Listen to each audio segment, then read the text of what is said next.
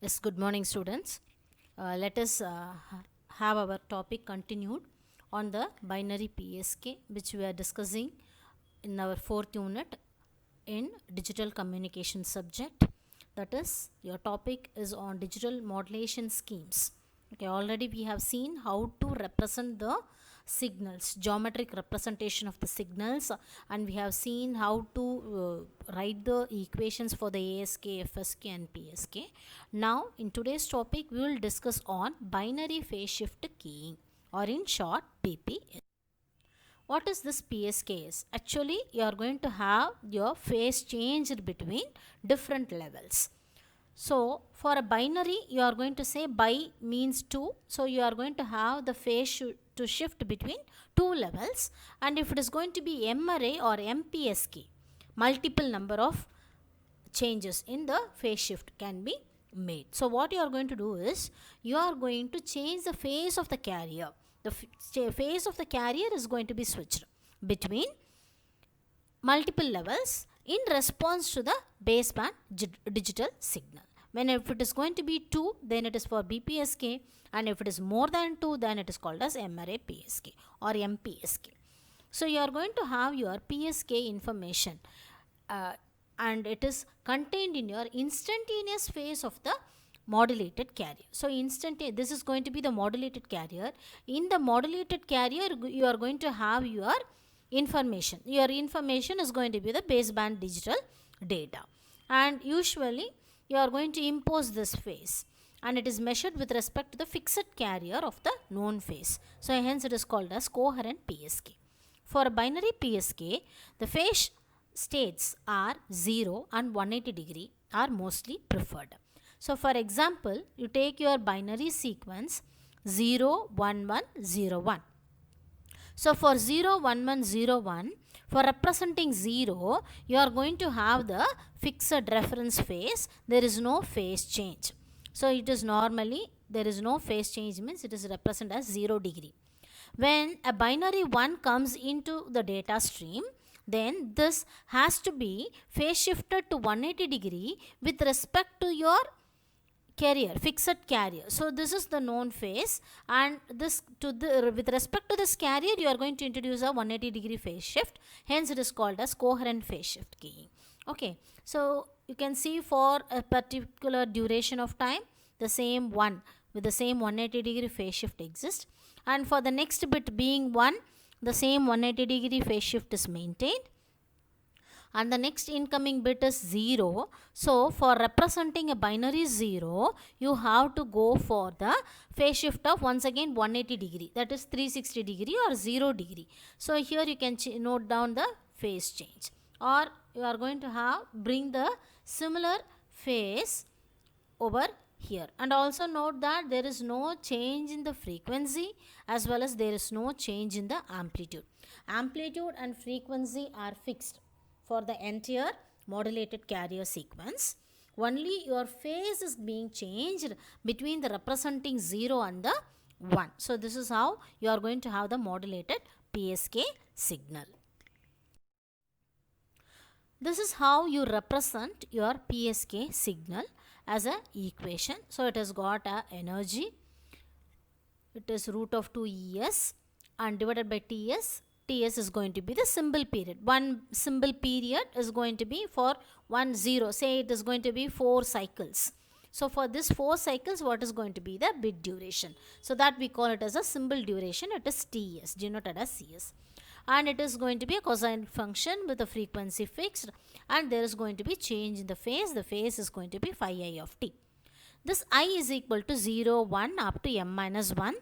So, normally for a binary, it is going to be only 0 and 1, which means m is equal to 2.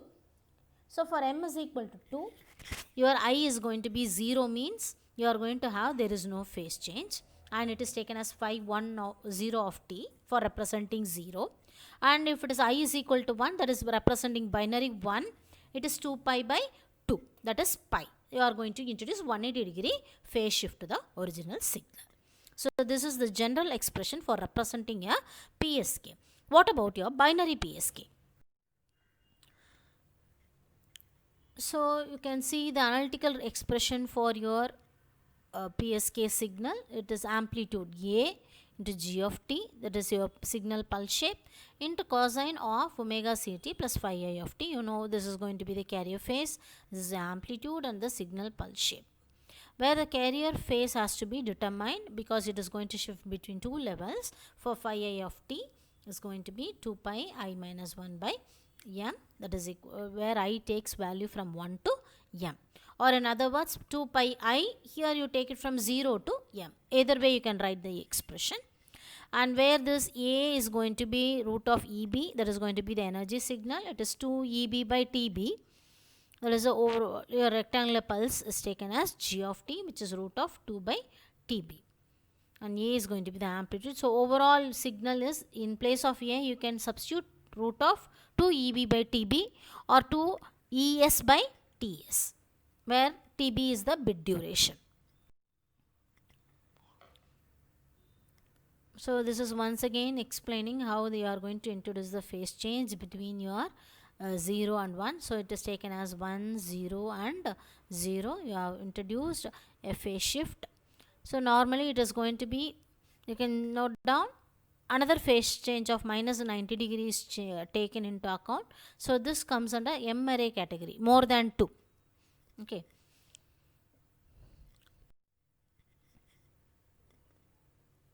So already we have seen how to write a PSK signal.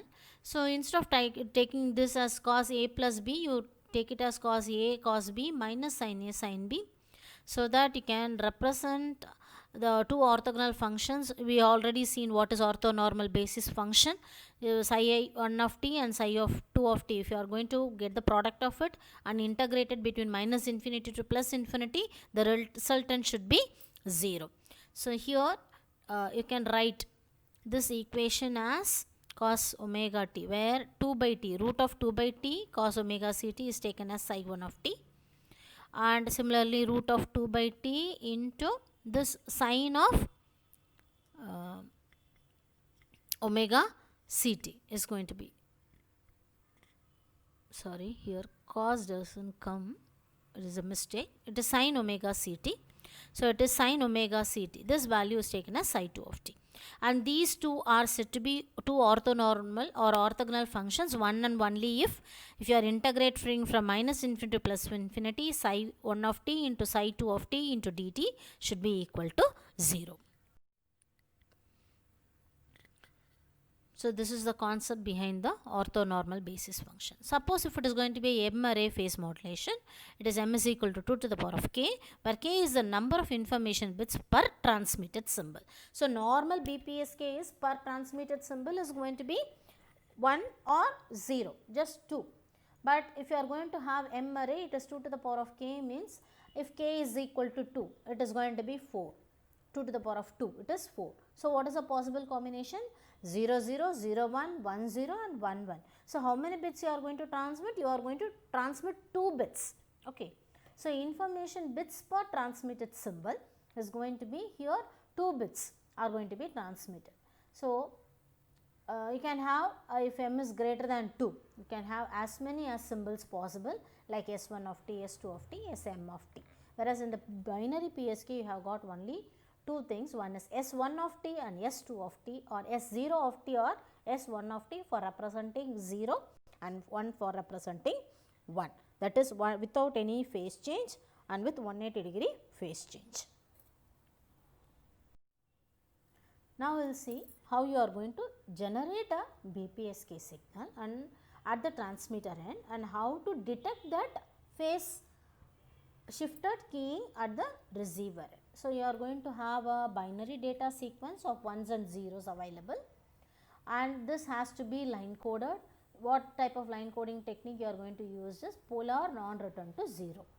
So this is going to be the line encoder, line coding technique. So once you convert that to polar non-return to 0 NRZ format, multiply this with our carrier phase. So the phase is going to be root of 2 by TB cos of 2 pi FCT.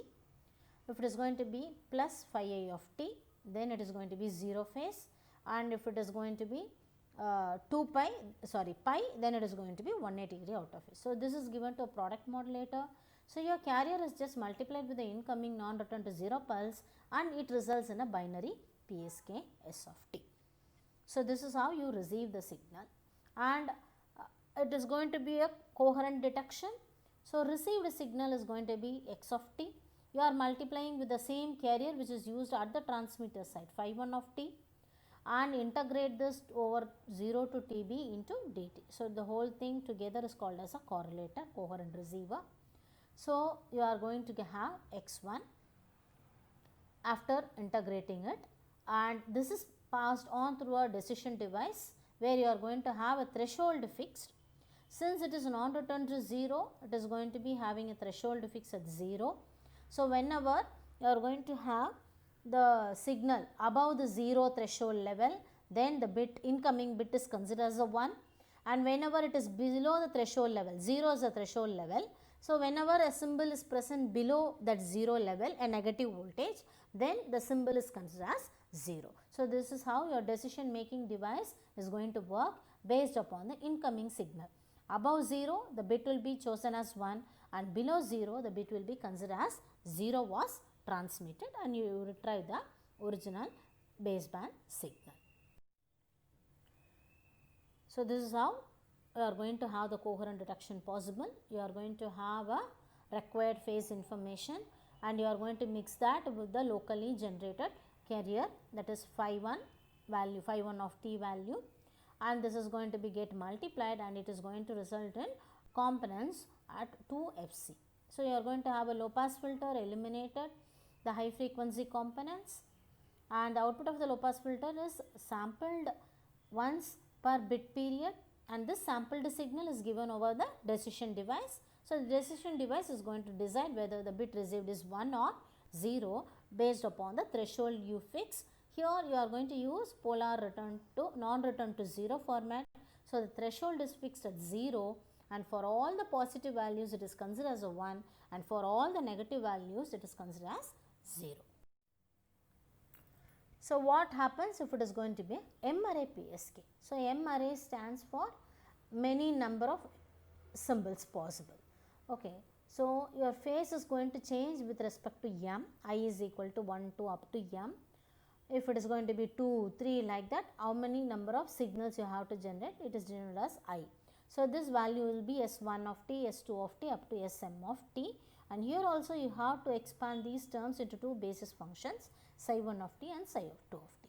So how this is designated is, if it is going to be 2 to the power of k, in general it is MPSK. If k is equal to 2, then it is BPSK. If it is 4, it is going to be QPSK.